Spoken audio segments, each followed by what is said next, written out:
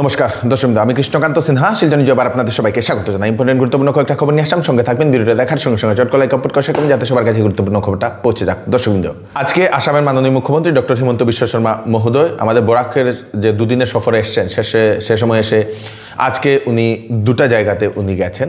প্রথম হচ্ছে আমাদের শিলচরের যে মধুরাঘাটের যে ব্রিজ, সেই ব্রিজের শিলান্যাস আজকে হয়েছে এবং মুখ্যমন্ত্রী বলে দিয়েছেন যে সেই শিলান্যাসের পরে আপনাদের সেই মধুরাঘাট থেকে আপনাদের ক্যাপিটাল পয়েন্ট পর্যন্ত রাস্তার উন্নতিকরণ করা হবে, রাস্তা বড় হবে হয়তো এরকম মনে হচ্ছে, বা রাস্তা আরও ডেভেলপ করা হবে, আরও সুন্দরভাবে বানানো হবে। দর্শকবৃন্দ, সেটা মুখ্যমন্ত্রী সেরকম একটা জানিয়েছেন। শিলচর রংপুর কোরাতি গ্রামের ব্রিজ অক্টোবর মাসের ভিতরে 2026 অক্টোবর মাসের ভিতরে শেষ হবে। কোরাতি গ্রামের যে ব্রিজটা, যেটা অসম্পূর্ণ অবস্থায় আছে, সেটা মুখ্যমন্ত্রী সেটাও জানিয়েছেন।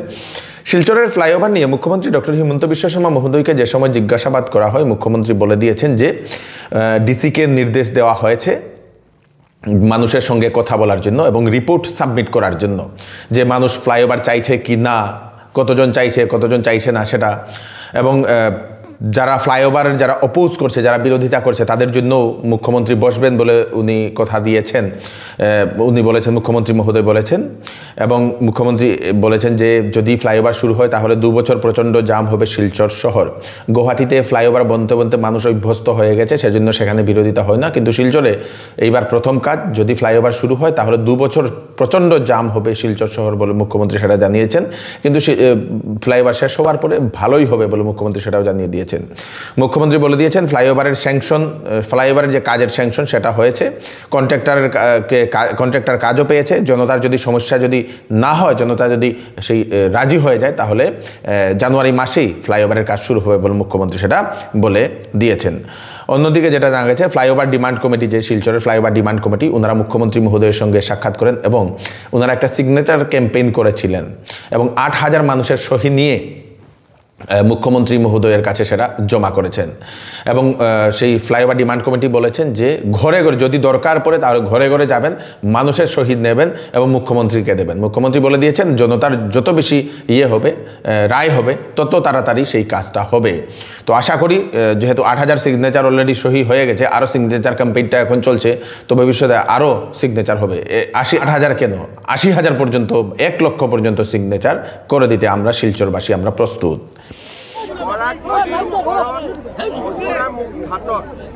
এখন নতুন ব্রিজ হব, 80 কোটি টকা আমি খৰচ কৰিম আৰু উইদিন 2 ইয়াৰ্ছ আমি ইয়াক কমপ্লিট কৰিম। ভাল কনষ্ট্ৰাকশ্যন কোম্পানী এটা কাম পাইছে, যোনে ভাল কমপ্লিকেটেড কাম আগতে কৰিছে। মই ভাবোঁ এই দলংটো সুন্দৰ কৰি হৈ যাব। আৰু বৰাকৰ ওপৰত আপোনালোকে জানে যে বহুতবিলাক দলঙৰ কাম চলি আছে। শিলঘাটৰ ওপৰত দলং 50% কমপ্লিট হৈছে। আমাৰ বৰতিগ্ৰাম সেতুৰ এই দলঙৰো কাজ অক্টোবৰৰ ভিতৰত কমপ্লিট হৈ যাব। শিলচৰত ফ্লাইঅভাৰৰ কাৰণেও চেংচন হৈছে, কণ্ট্ৰেক্টৰে কাম পাইছে। বৰাকত যিমানবিলাক ডেভেলপমেণ্ট হৈছে আগত কেতিয়াও হোৱা নাছিলে। মই বৰাকৰ ৰাইজক অভিনন্দন জনাইছোঁ। আমাৰ টেণ্ডাৰ হৈ গ'ল, কণ্ট্ৰেক্টৰ ৰেডি হৈ গ'ল। কালিৰ পৰাও যদি কওক, কালিৰ পৰাও কাম আৰম্ভ। আমি ডিচিক এটা নিৰ্দেশ দিছোঁ যে মানুহৰ লগত কথা পাতি আমাক এটা ৰিপৰ্ট দিব লাগে যে দলংটো মানুহক লাগে নে নালাগে। ডিচিৰ ৰিপৰ্টটো পোৱাৰ লগে লগে আমি কাম ষ্টাৰ্ট কৰি দিম। এতিয়া যিসকল মানুহে ইয়াক অপ'জ কৰিছে তেওঁলোকৰ লগতো আমি কথা পাতিম যে কেনেকৈ, কাৰণ এটা কথা ঠিক, দলংটো হ'লে 2 বছৰ অসম্ভৱ জাম হ'ব। ওই সময় আমাকে মানুষ ক্রিটিসাইজ করলে তখন দুঃখ লাগে। আজি কি হয়েছে, যেনেকুৱা ফ্লাইওভার হলে প্রথমতে মানুষ সাপোর্ট করে, কাম চলি থাকোতে গালি দিয়ে, কাম কমপ্লিট হলে সেলফি উঠে। গতিকে এইটো সাইকেল। এতিয়া গুৱাহাটীত মানুহে বুজি পোৱা হ'ল যে ঠিক আছে, this is a temporary pain. শিলচৰত ফাৰ্ষ্টবাৰ ইমান ডাঙৰ প্ৰজেক্ট হ'ব। গতিকে শিলচৰৰ ৰাইজক আমি গোটেই কথাখিনি ভাল কৰি বুজাই দিম যে কিমান কষ্ট হ'ব, কিমান পেইন হ'ব, কিন্তু কষ্ট আৰু পেইনৰ পিছতে ভাল দিন আহে। গতিকে তেতিয়া সেলফি হ'ব।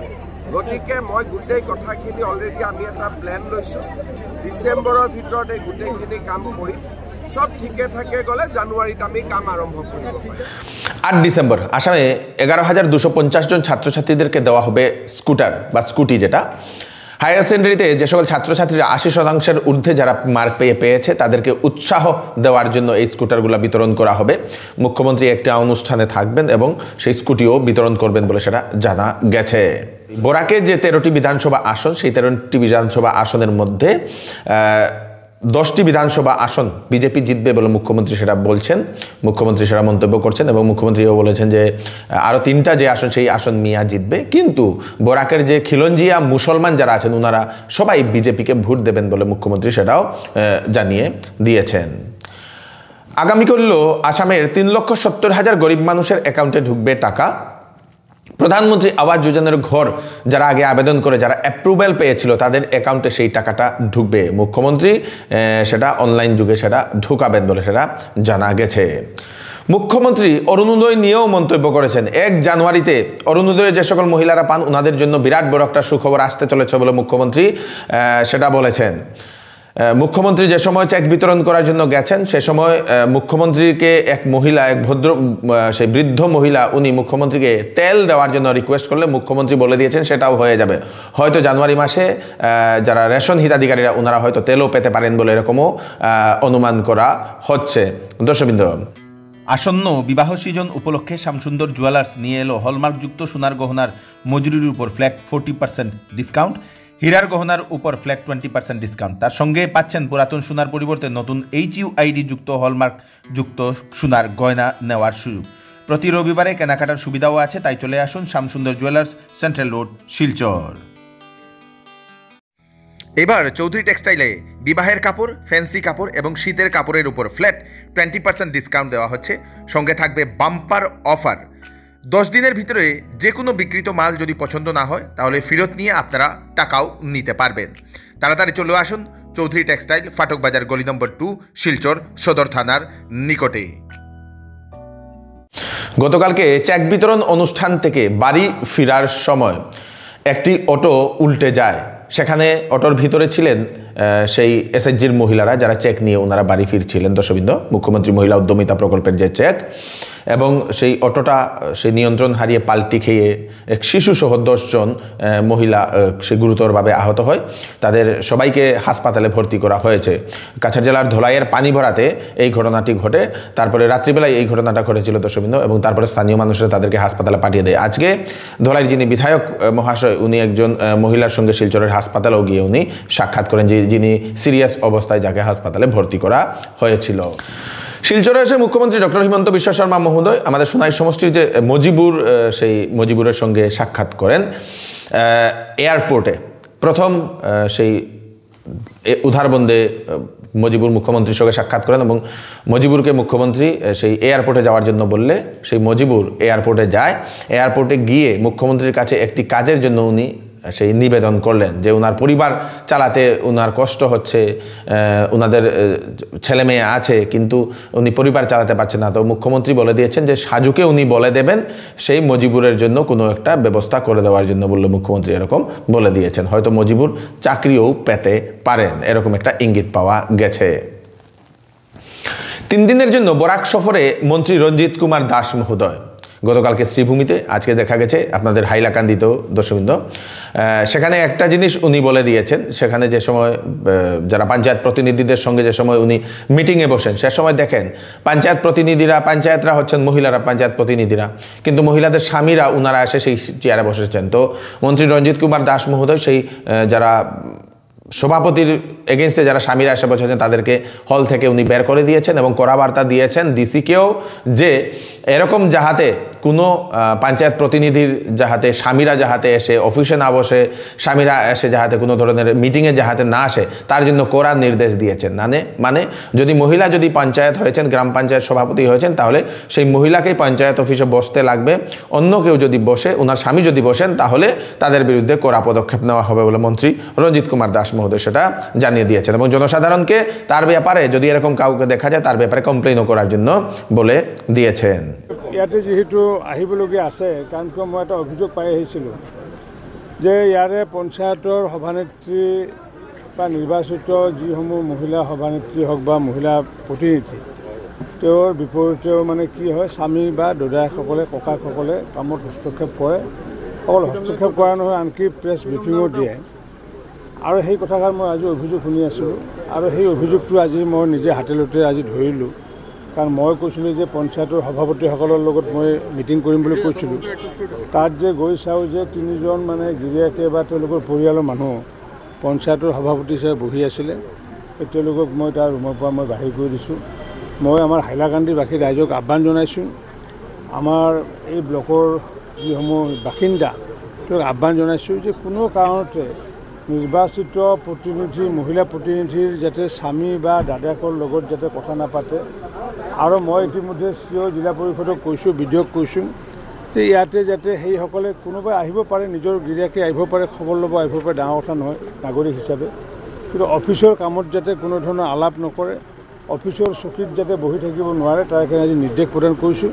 আৰু জনসাধাৰণকো মই আজি আহ্বান জনাইছোঁ যে তেনেকুৱাকৈ যদি অফিচৰ যদি কাৰ্যালয়ত যদি বহি থাকে কোনোবা স্বামীয়ে বা ককায়েকে, ইয়াৰ পৰা গতিয়াই দিয়াৰ কাৰণে মই ৰাইজক আহ্বান জনাইছোঁ। রবিবারে ইন্ডিগোর যে বিমান, আপনারা তো নিশ্চয়ই জানেন যে ইন্ডিগোর বিমান এখন অনবরত সেই ইন্ডিগোর বিমান ক্যান্সেল হচ্ছে। তো রবিবারে মোট 650টি ইন্ডিগোর বিমান সেই ঠিক মানে ক্যান্সেল হয়েছে বলে সেটা জানা গেছে। ইন্ডিগো বিমানের যিনি ওনার উনি বলে দিয়েছেন যে আগামী সেই ডিসেম্বর মাসের হয়তো 7 থেকে 10 তারিখের ভিতরে সেটা সম্পূর্ণ ঠিক হয়ে যাবে। গোয়াতে একটি ক্লাবে, রোমিও লেন ক্লাব বলে একটা প্রখ্যাত একটা ক্লাব, 7 ডিসেম্বর রাত একটি অঘটন ঘটে, ভয়ানক অগ্নিকাণ্ডে সেই 25 জনের প্রাণ চলে যায়, 5 জন গুরুতরভাবে আহত হন। 7 ডিসেম্বর রাত্রিতে সেই ক্লাব রোমিও লেন ক্লাব যেটা আছে, রোমিও লেন ক্লাব, সেখানে মহিলা নৃত্যিকার নাচ চলছিল। হঠাৎ সে সময় আগুন ধাউ ধাউ করে শুরু করে দেয়। এখন সেই আগুনটা কোথা থেকে আসে জানা গেছে, অনুমান করা হচ্ছে কিচেনে সেই হয়তো কিছু রান্না করার সময় সেখানে হয়তো সেই সিলিন্ডারটা ব্লাস্ট হয়েছিল, ব্লাস্ট হওয়ার কারণে সেই আগুনটা জ্বলেছে। এবং বেশিরভাগ যে মরদেহগুলো উদ্ধার করা হয়েছে সেইগুলো সেই কিচেনের আশেপাশেরই লোক। জানা গেছে 25 জনের মধ্যে 4 জন নাকি বিদেশি নাগরিক, টুরিস্ট বলে সেটা জানা গেছে দর্শকবৃন্দ। বাকি 14 জন স্টাফ, 7 জনের পরিচয় পাওয়া যায়নি। পুলিশ কেস রেজিস্টার করে ম্যানেজারকেও গ্রেফতার করেছে। পশ্চিমবঙ্গে দর্শকবৃন্দ 5 লক্ষ মানুষের একসঙ্গে গীতা পাঠ, 5 লক্ষ মানুষের একসঙ্গে গীতা পাঠ। সেখানে সেই বাগেশ্বর ধাম যিনি ধীরেন্দ্র শাস্ত্রী মহোদয়, উনিও সেখানে গেছেন এবং সেই গীতা পাঠ অনুষ্ঠানে 5 লক্ষ মানুষ একসঙ্গে গীতা পাঠ করেছেন পশ্চিমবঙ্গে দর্শকবৃন্দ। এসআইআর হওয়ার পরে বা পশ্চিমবঙ্গে একদিন আগে যে বাবরি মসজিদ স্থাপন করা হয়েছিল, সেই করা হয়েছিল দর্শকবৃন্দ, বাবরি মসজিদ যেটা আধারশিলা স্থাপন করা হয়েছিল, সেই আধারশিলা স্থাপনের একদিন পরে পশ্চিমবঙ্গের এই খবরটা চলে আসে। 5 লক্ষ মানুষ একসঙ্গে গীতা পাঠ করেছেন। দর্শকবৃন্দ, এই হচ্ছে আজকে স্পেশাল আপডেট। তাড়াতাড়ি আপডেটটা সবাইকে পাঠিয়ে দেবেন যাতে সবার কাছে পৌঁছে যাক। আমি কৃষ্ণকান্ত সিনহা আবার নতুন আরেকটি ফ্রেশ আপডেট নিয়ে আবার আপনাদের সবার সামনে ফিরে আসবো। ততক্ষণ আপনারা সুস্থ থাকবেন, সেফ থাকবেন। ধন্যবাদ।